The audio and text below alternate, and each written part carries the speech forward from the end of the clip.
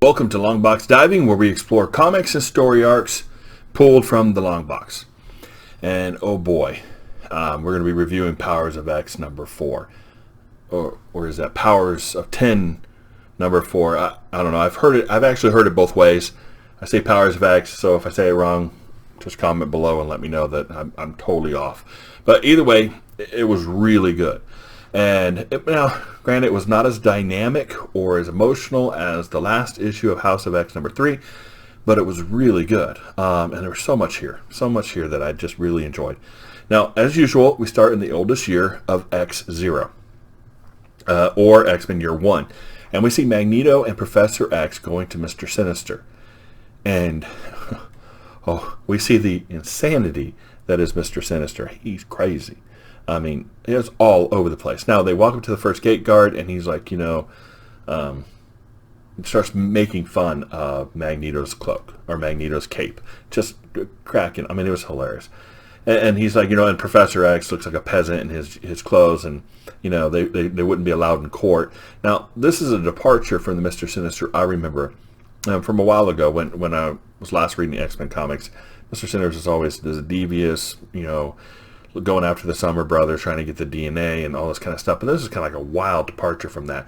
And I'm not sure if that's something that is more of a modern take on Mr. Sinister or not.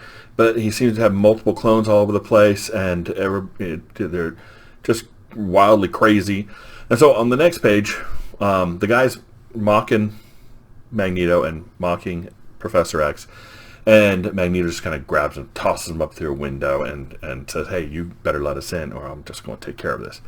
And they go in, and they see Mr. Sinister, the guy in charge, sitting on the throne. All these Sinisters everywhere, and the Sinister standing next to him has like this little mustache thing. He's really weird. And the Sinister on the throne's like, "Oh man, I love that cape." And the guy with the mustache is like, "Oh, I knew you would look good in a cape. And why didn't you tell me?" "Well, I slipped my mind." "Execute him," and they just kill the dude on the spot. It's crazy. Now, Professor X has actually gone here for a specific reason, and I believe this is part of the plan that he and Mora had cooked up to try to circumvent the future. He is laying the groundwork now in Year 0 for things that are coming later, and is happening over in House of X. So he goes to Sinister and he says, "Hey, I know you're working with DNA. I know you're one of the leading guys with DNA. And I want you to start cataloging and safeguarding mutant DNA. And in fact, I'm going to give you DNA of mutants that you may not get easily. And we'll be able to provide that to you, and you can take it and catalog it and save it." And the Sinister on the throne's like, "I don't want anything to do with it. I don't care. I've tried mutant DNA. I don't have good results with it. I want nothing to do with it." And another Sinister comes and kills that one. Sits on the throne. "I'm a mutant, and my mutant power is to dethrone tyrants." Yeah, crazy. So Xavier then, that's the plan, implants the plan into Sinister's mind, and then hides the fact that he planted it there until I release you from that. So Xavier would then give him the DNA, everything's cool, but, it's fun, it's interesting. So all these stories about Sinister wanting the mutant DNA and tracking the Summer Brothers, all this stuff that happened throughout time, was it really Xavier's fault to begin with? That's very cool. I found that very cool. Nice job, Hickman. So now Hickman then gives us 2 pages of what he calls the Red Diamond, or the Sinister Secrets, gossip from the bar. Now, I got to read some of these to you.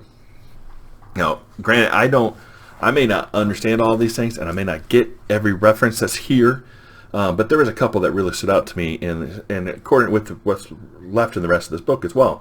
And I found that very, very interesting. Now, secret number 3 says, "Years ago, a deceased redhead pretender made a pact with the devil. When she passed on, most believe that any secrets that she had went with her to the grave. Won't everyone be surprised when they find out not only is this not true, but she left behind a whole lot more than secrets." That's like an Inferno mention, I think. And that's interesting, because what kind of stuff that happens later on here, that's interesting. And there's actually the printed word Inferno on the next page in brackets. I don't know what Hickman's laying down here, but I wonder all these different plot threads. Is it something, or is he just playing with us? Secret number 7, 2 brothers jump out of a plane.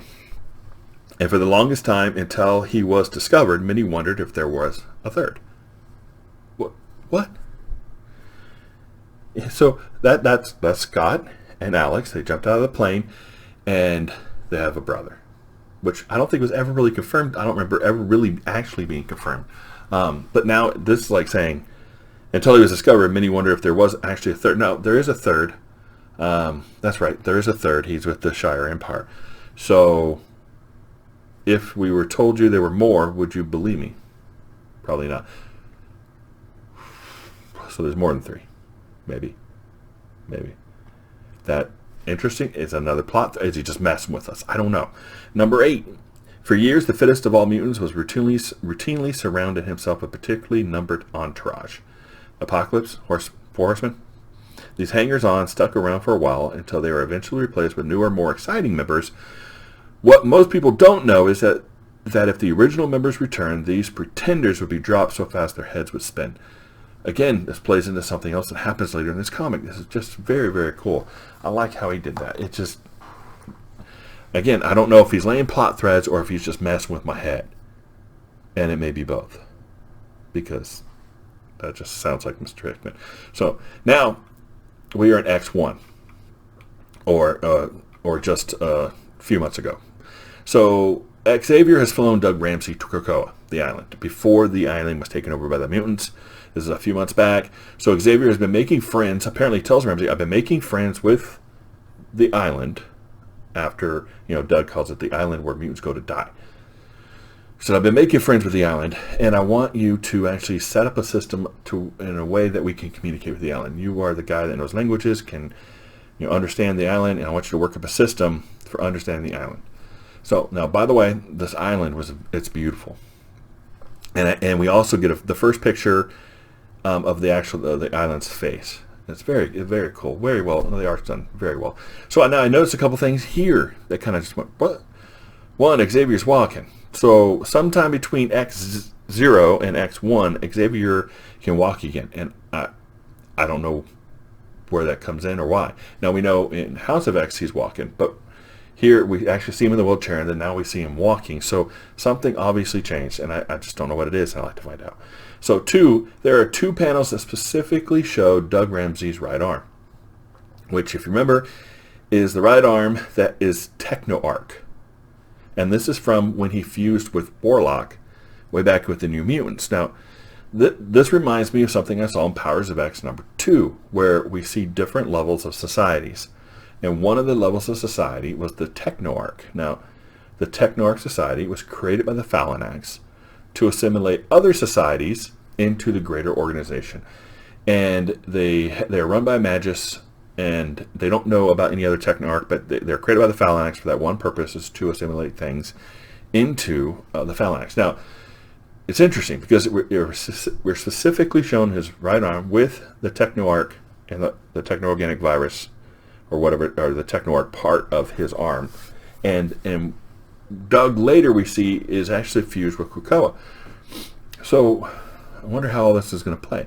Doug, the TechnoArc virus, or TechnoArc, the Krakoa, and then we see in this book later on the future wanting to be assimilated with the Phalanx. How does all this work out? I mean, this thing is just crazy, man. The depth of lore that's here, and the pieces, and I don't know where he's going with it, but I can't wait to find out. So we find out that Krakoa is actually really deeply sad and alone.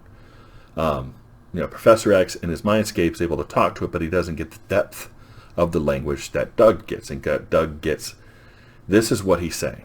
Krakoa was one big island, but was split apart by a being with the Twilight Sword. Now, if you remember, the Twilight Sword is the sword that Sortor uses. The guy from Ragnarok and Thor, and he comes up from the ground and splits the island into 2, Krakoa and Arakoa. And he was laying waste to everything. Now, yet again, we have another demonic entity, and maybe another reference to Inferno.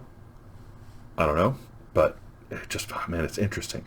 So then we see that Apocalypse and his 4 horsemen come, and they're able to defeat the enemy. and they push them and the whole island of Elrico back into the rift, and they sealed the rift. And apparently Apocalypse left the original horsemen to guard it.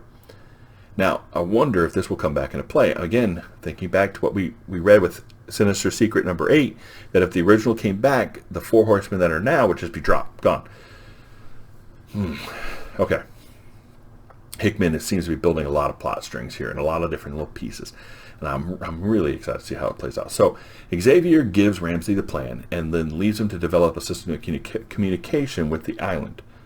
Now we see a nice chart here that Hickman designed. It's showing a tree with the roots, and we see, Sage is in there. We see that Black Tom Cassidy is in there, Trinary, Beast, and there's a little note at the bottom saying some hint that Forge is below building weapons or whatnot. And it's interesting to me that there's a nice mix of good and evil, of what was good and evil mutants working together now for one goal, the continuance of the mutant race.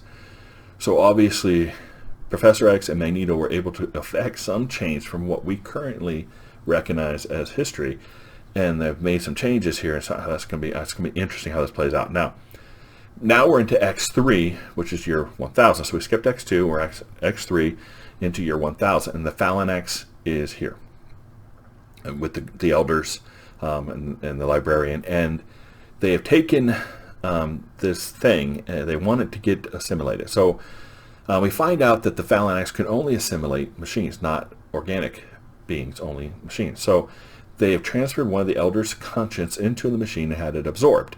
Now they were able to test that by repeating a sentence together, and they said, okay, now is this good enough? And the Phalanx have to now think, is it going to be good enough to absorb their consciousness through transferring it into a machine? And we're left waiting to figure out if they are worthy, or if this is actually going to be worthy, a worthy way of them to transfer consciousness or to assimilate whatever this mutant race, or I don't know which race it is. Maybe somebody else does and can let me know. But wow, this was a great issue. So many secrets and plot threads and different things coming together, and different things are just laid out, like maybe Inferno, the Techno Arc, all this stuff is in there, and I just can't wait to see where this is all going. The art was incredible, and of course the writing was awesome. So Hickman has actually got me excited for the X-Men again, and I didn't really think that was possible, because looking where the X-Men has been since I left and of the X-Men, that's just like, yeah. But I think I'm really excited to see where this is going, and well done, Mr. Hickman, for that. Now, if you enjoyed this review, please like and subscribe, and we'll see you next time here in the Long Box.